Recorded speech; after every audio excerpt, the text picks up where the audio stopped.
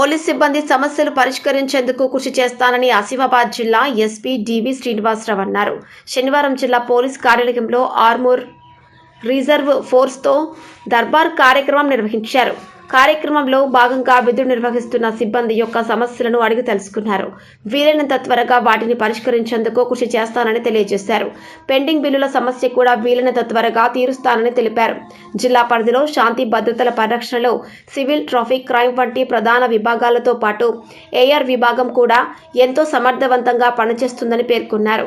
ఎన్నో సమస్యాత్మక పరిస్థితుల్లో ఘర్షణ నివారణలో, పండుగల బందోబస్తు, ఎన్నికల బందోబస్తు నిర్వహణ, గణేష్ నిమజ్జనం, ఊరేగింపు వంటి విధుల నిర్వహణలో ఆర్మడ్ రిజర్వ్ పోలీసుల కృషి ఎంతో ఉందని అభినందించారు.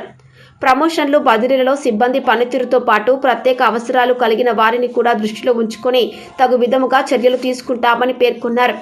ఏఆర్ విభాగపు సిబ్బంది సంక్షేమం కోసం మెడికల్ క్యాంపుల నిర్వహణ, ఉచిత రోగ నిర్ధారణ పరీక్షలు వంటి కార్యక్రమాలను నిర్వహించడం జరిగిందని తెలిపారు. భవిష్యత్తులో కూడా వారి సంక్షేమం కోసం మరిన్ని కార్యక్రమాలు చేపడతామని పేర్కొన్నారు. పోలీస్ అంటే ఉద్యోగం కాదని, అది ఒక సామాజిక బాధ్యత అని గుర్తు చేశారు. ప్రతి ఒక్కరూ తమ విధులను క్రమశిక్షణాయుతముగా నిర్వర్తించి బాధ్యతాయుతముగా మెదగాలని తెలియజేశారు.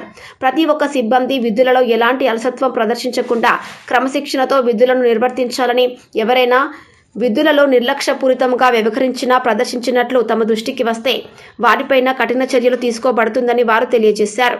పనిచేసిన వారికి గుర్తింపు ఉంటుందని, అదేవిధంగా పనికి తగిన ఫలితం కూడా అందేలా చూస్తామని తెలియజేశారు.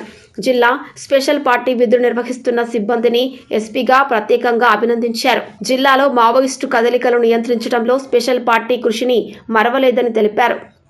10 మందికి చెప్పే బాధ్యతయుత స్థానంలో మనం ఉన్నాం కాబట్టి మనం ఎలాంటి అవాంఛనీయ కార్యక్రమాలకు పాల్పడకుండా బాధ్యతగా ఉండాలని తెలియజేశారు.